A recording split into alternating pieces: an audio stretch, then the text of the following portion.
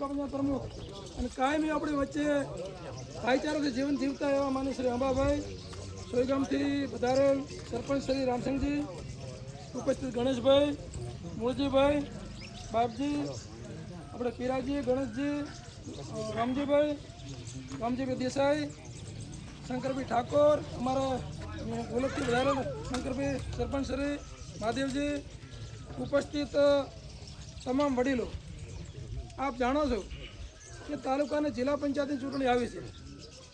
આપણે બનાસકાંઠા જિલ્લો હતો એની જગ્યાએ આપણે વાવ-થરાદ જિલ્લો બન્યો છે. એટલે સોનામાં સુગંધ ભળે એવો આપણે નજીકનો જિલ્લો બન્યો અને જિલ્લા પંચાયત આ વખત 1000%, 100% નહીં કે 1000% ભારતીય જનતા પાર્ટીની બને છે, એમાં કોઈ સંશય નથી.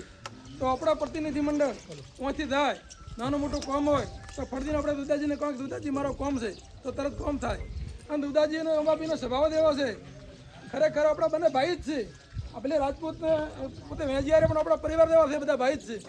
કે એમને ગમે તે નાનું મોટું કામ હોય દુદાજીને, આપણે બ્રહ્મ સમાજનું હોય, પ્રજાપતિ સમાજનું હોય, રબારી સમાજનું હોય, રાજપૂત સમાજનું હોય, નાનું મોટું કામ હોય તો ફરજીને દુદાજી આવે છે. કોઈ દિવસ સંઘર્ષમાં દુદાજી આવ્યા નથી. કે અંબાબી કાયમી ગમે તે કોઈ સુમેલ હોય, સમાધાન હોય એમાં આવે અને સહભાગી બને છે. અને આપણે તો ગોલપ નેહડા અને રડોશ અને ભરડો આ તો આપણો પરિવાર જેવું થાય, 4 ગામ. એટલે આપણે ગોલપ નેહડા પાર્ટીના 3 ગામોમાં દુદાજીને ભવ્ય બહુમતીથી અને અંબાભાઈને તો આપણા તાલુકા પંચાયતની સીટ છે. એટલે આ વિસ્તારમાંથી આપણે હારામારી લીડ નીકળે અને નીકળશે આપણો 100% વિશ્વાસ છે. વિશેષ તાલુકા પંચાયત પણ આપણે જ્યારે તાલુકા પહેલા તો મારા નમસ્કાર જગતપુરી બાપુને, ધનભાઈ સતીને અને આખી ગામની પ્રજાને.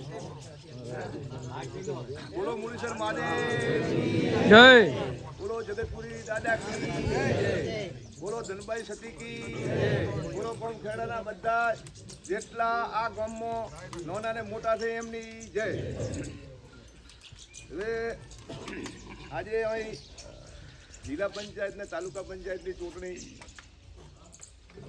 આવી અને અમારી બેનની પ્રસંગી કરી એ બદલ તમે આ બધા અહીં પધાર્યા. એમાં આપણા પૂર્વ પ્રમુખ પીરાજી,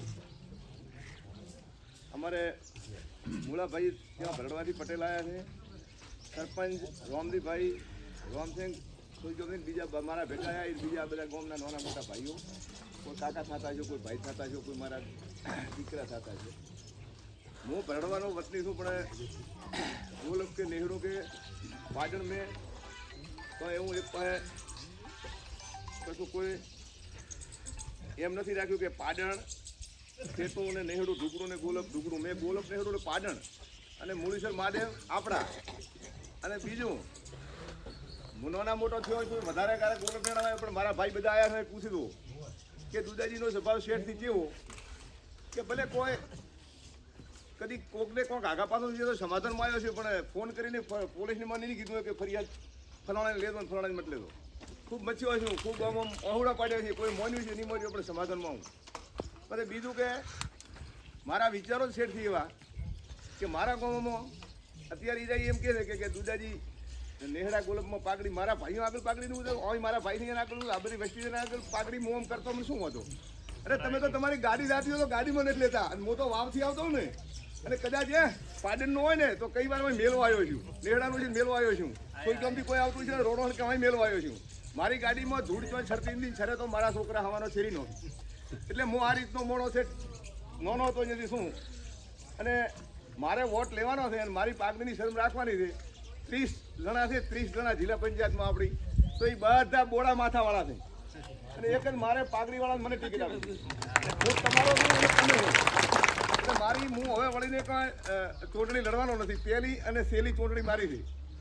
અને કોઈ મેં એવું ચોય દુપરી મનવી નથી કે કોઈ લોક એમ કહી જાય કે દુદાજી હું 2 ટર્મ મહામંત્રી રહ્યો ભાજપનો, કિશન મોરચાનો પ્રમુખ રહ્યો, જિલ્લા કારોબારી રહ્યો, બરાબર, અને 5 વર્ષ ડિરેક્ટર રહ્યો.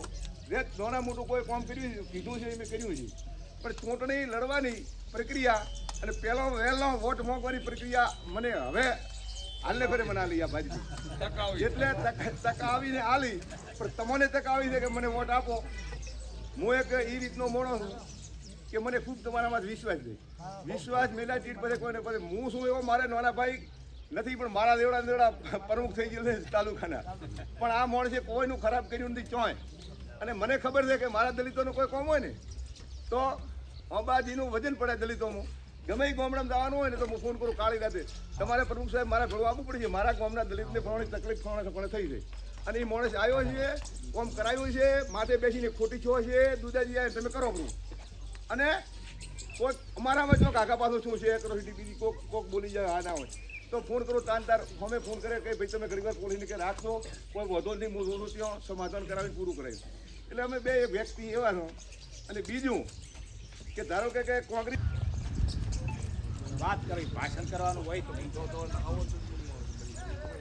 પહેલી તો ભગવાનને પ્રાર્થના કરું કે આ ગામમાં મને જન્મ આવ્યો એ દરેક સમાજના અલગ અલગ સમાજના થતો બધા હળી મળીને રહે છે તે હું છે ખબર કોઈને પડતી નથી. એટલે ભગવાનનો પણ આભાર માનું છું. બીજું આ ગામમાં કોઈ મારી ભૂલ થઈ હોય તો ઊભા થઈને કહો તો હું માફી માંગવા તૈયાર છું. કદાચ કંઈક થઈ ગયું હોય, આ ચૂંટણી સારું નથી કહેતો કે વોટ સારું માંગે, કોઈ થઈ હોય તો અનબાઈની સાક્ષીએ હું માફી માંગું અને વિનંતી કરું છું કે નાના મોટું ટોપો થયો છે તો મેં કર્યો છે પણ વિશ્વાસ માર્યો નથી કર્યો. આ ગામમાં કેનાલનું કામ હોય છેતા બી તમે કીધું છે કે આડો તો હું તાંતા તૈયાર થઈ ગયો છું. મને શાળાના રૂમ ખાલી 6 જ આવ્યા હતા. દિવસે કે મને ફોન કર્યો કે મારો ઉપર વાત કરો તો ભવિષ્ય માટે છોકરાને કામ આવે. મેં કીર્તિસિંહ વાઘેલાને ફોન કર્યો તો કે આવી દો. ભરતભાઈની ગાડીને દેવસિંહ મુજ્યા 9 રૂમ છે ને ભરતભાઈ, અમે 9 રૂમ બધું કરાયા કરોડોના ખર્ચે. એટલે ગામ પ્રત્યે મારે કાયમ લાગણી છે અને લાગણી રહેશે. કોઈનું કંઈ મન દુઃખ હોય તો જતો કરી દો. કાયમ ગામ માટે હું નાના મોટા ટોપામાં તૈયાર રહીશ અને નહીં થાય તો ખરાબ નહીં કરું કરવા તમારો કદી ચૂંટણીઓ ચૂંટણી હોય કે બીજી ચૂંટણી હોય મેં કોઈને કીધું નથી કે ફલાણાને વોટ આલો ફલાણાને વોટ આલો.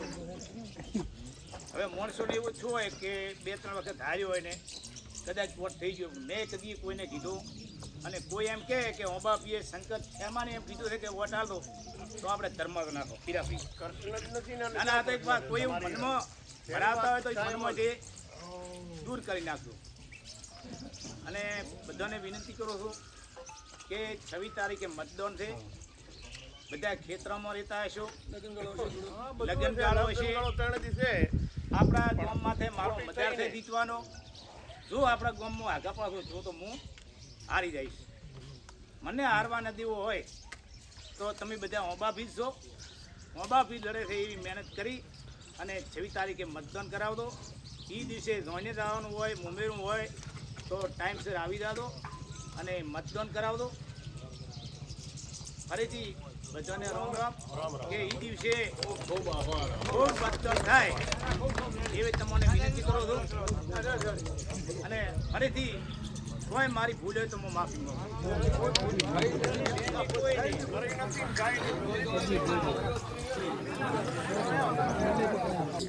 ધનીભાઈની જગ્યાની પણ હવે આજની સભામાં બહારથી વધારેલા મહેમાનો, યુવાન વર્ગ,